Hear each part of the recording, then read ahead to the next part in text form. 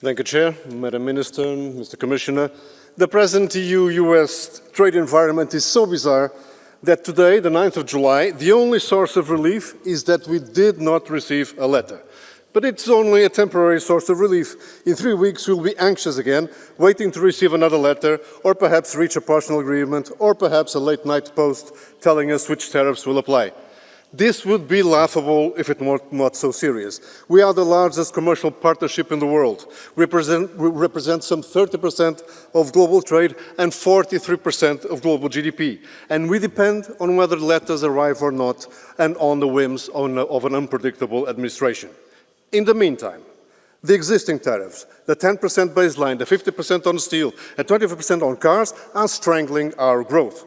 And the same is true for the relentless appreciation of the euro, 14% since the beginning of the year, equivalent to another hidden tariff.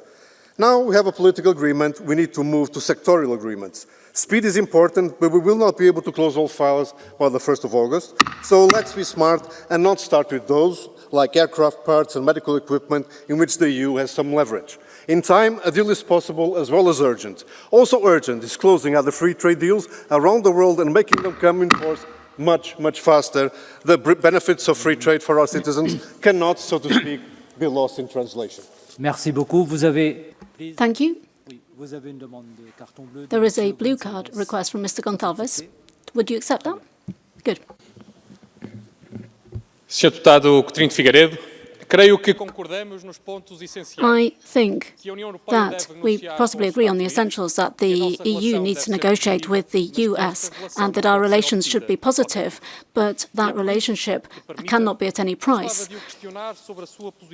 So I would like to ask you about your position on the taxation of the technological companies operating in the EU. We know that these businesses pay taxes that are much lower than our SMEs. And these are taxes which are vital to us in order to fund our security spending. So would the Liberals be with Trump or with consumers on that one? Thank you. There is not a direct relationship between Trump tariffs and the international taxation regime. I know that there are taxes which are paid by multinationals, and that there are concerns about those taxes, but you are asking whether there would be any way to generate revenues. So how can we generate revenues in the EU? I think perhaps that is a question, and if that is a question from any Liberal, then the answer is yes. Catarina Vieira. Thank you. Catarina Vieira.